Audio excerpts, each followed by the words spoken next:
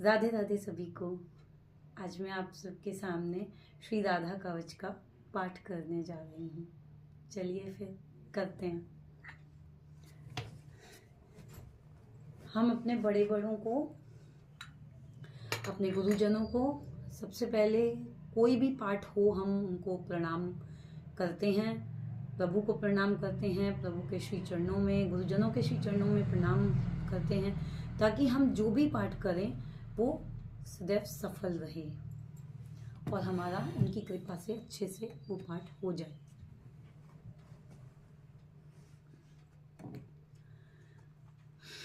अथ श्री राधा कवच। पार्वती जी, मैं इसका पाठ हिंदी में करूंगी। पार्वती जी ने कहा, हे कैलाशवासी, भक्तों पर अनुग्रह करने वाले हे प्रभु श्री राधिका जी का पवित्र कवच मुझको सुनाओ। हे त्रिशूल और धनुष धारण करने वाले नाथ, मैं आपकी शरण में हूँ। यदि मुझ पर आपकी पूर्ण कृपा है तो दुख के भय से मेरी आप रक्षा कीजिए। श्री शिवजी बोले, हे गिरिराज कुमारी, सुनो, यह प्राचीन कवच तुमको सुना रहा हूँ, जो बड़ा ही पवित्र है, संपूर्ण पापों को हरने वाला और सब प्रकार से रक्षा करने वाला है, सुख भोग और मोक्ष का साधन एवं श्री श्याम सुंदर की भक्ति का देने वाला है। हे देवी, यह कवच यह कवच त्रिलोकी का आकर्षण कर सकता है और साधक को प्रभु की सानिधि में पहुंचा देता है। यह सभी शत्रुओं को डराने वाला, सर्वत्र विजय प्राप्त कराने वाला और सभी प्राणियों की मनोवृत्तियों को हरने वाला है। इस कवच के पढ़ने से सदा ही आनंद रहता है। सालोक्य, साष्ट्रीय, समीप्य, सायुज्य चारों ही प्रकार की मुक्ति प्राप्त हो जाती है एवं अनेकों राजसूय और अश्वमेध यज्ञों का फल प्राप्त होता है। इस कवच के बिना यदि कोई केवल श्री राधा मंत्र को जपे तो उसे उसका फल नहीं मिलता और पद पद पर विघ्न बाधाएं उपस्थित होने लगती हैं। श्री राधा कवच का मैं महादेव ऋषि हूँ, अनुष्टुप छंद है, श्री राधा देवता हैं, राम बीज हैं और राम ही कीलक हैं। धर्म, अर्थ, काम और मोक्ष, इन सब में ही इसका विनियोग किया जाता है। कवच के मूल शब्दों का भावार्थ इस प्रकार जानना चाहिए। श्री राधिका जी मेरे मस्तक ललाट की रक्षा करें, श्रीमती दोनों नेत्रों की और गोपेंद्र नंदिनी दोनों कानों की रक्षा करें तथा श्री हरिप्रिया नासिका की और शशि शोभना दोनों भ्रिकुटियों की रक्षा करें। श्री कृपा देवी ऊपर के होठ की और गोपिका जी नीचे के होठ की रक्षा करें। ऊपर के दांतों की श्री वृषभानु सुता और थोड़ी की श्री गोप नंदिनी जी रक्षा करें। कपोलों, गालों की चंद्रावली रक्षा करें और श्री कृष्ण प्रिया जीव की रक्षा करें। श्री हरि प्रिया कंठ की और विजया जी हृदय की रक्षा करें। चंद्रवदना दोनों भुजाओं की, सुबल स्वसा पेट की, योगान्विता कमर की और सौभद्रिका दोनों पैरों की रक्षा करें। चंद्रमुखी नखों की, गोपाल वल्लभा गुल्फों की, टकनों की, इसमें टकनो लिखा है, टकनों की विधुमुखी देवी जांघाओं की और गोपी मेरे पाद तलों की रक्षा करें। शुभ प्रदा पीठ की, कुक्षियों की, श्रीकांत वल्लभा जानुदेश, जया और हरिणी मेरी सभी ओर से रक्षा करें। वाणी सरस्वती वचनों की रक्षा करें। धनेश्वरी खजाने की, कृष्ण रथा पूर्व दिशा की ओर से, कृष्ण प्राणा पश्चिम दिशा की ओर से रक्षा करें। उत्तर दिशा की ओर से हरिता, दक्षिण दिशा की वृषभानुजा, रात्रि में चंद्रावली और दिवाक्ष मेखला दिन में मेरी रक्षा करें। माध्यावन में सौभाग्यदा, काम रूपणी सायावन में प्रातः काल रौद्री और रात्रि के अवसान होने पर गोपिनी हमारी रक्षा करें। संगम के समय हेतुदा तथा दिन वृद्धि के अवसर में केतुमाला अपराह समय में शेषाजी और संपूर्ण संधियों में शमिता जी मेरी रक्षा करें। उपभोग के समय योगिनी रति के समय योग के समय में रत्नावली और कामेशी तथा कौतुकी नित्य प्रति मेरी रक्षा करें।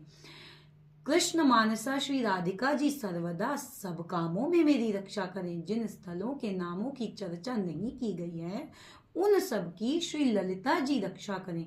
हे देवी, यह अद्भुत कवच हमने, यानी कि शिव जी यहाँ पर कह रहे हैं, माँ पार्वती से पिता महादेव बोल रहे हैं हमारी मैया से कि यह अद्भुत, हे देवी, यह अद्भुत कवच हमने तुमको सुना दिया है। इसका नाम है सर्व रक्षा कारक।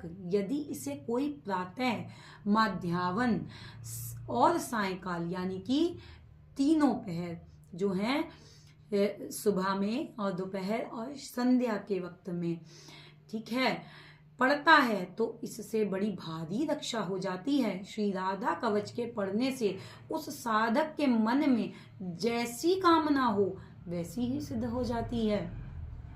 यानी कि अगर जैसे आप इसको लगातार पढ़ रहे हैं और आपके मन में जो भी कामना है, अगर आप इसको पढ़ते हैं तो उस समय मन में जो भी कामना चल रही है वह सिद्ध हो जाएगी। परंतु मेरा सभी से ये निवेदन है, हमको कामना इस मटेरियलिस्टिक जगत में किसी भी चीज़ की बहुत ज़्यादा नहीं करनी चाहिए, और अगर करनी भी चाहिए तो प्रभु की सेवा के लिए ही करनी चाहिए। इससे ज़्यादा क्योंकि ये भी बात है कि अगर हम कुछ मांगते हैं तो हम ये जान जाएं कि हम वो नहीं मांग सकते जो प्रभु हमको दे सकते हैं। प्रभु जब देंगे तो वो अपने बच्चे के लिए बहुत अच्छे से जानते हैं कि हमारे लिए क्या सही है और क्या गलत है। इसलिए हमें सदैव प्रभु से यही प्रार्थना करनी चाहिए कि हे नाथ, सबसे पहले तो हे नाथ, मैं आपको कभी भूलूं नहीं। हे नाथ, मैं आपको कभी भूलूं नहीं। सदैव ये हमको जब भी हम भूलने लगे, हमें दिन में 4, 5, 6, 7, 8 बार इस सेंटेंस को बोल लेना चाहिए। और दूसरा है, प्रभु जो भी आप देना चाहते हो, जो भी आप मेरे लिए नियत करोगे, मुझे वही चाहिए, इसके अलावा कुछ नहीं। हाँ, हम बच्चे हैं, हम कभी जिद भी करते हैं, परंतु अगर प्रभु आपको नहीं दे तो उसमें आप बुरा ना माने बिल्कुल भी, क्योंकि प्रेम में किसी चीज़ का बुरा नहीं माना जाता है ना। यही मैं कहना चाहती हूँ।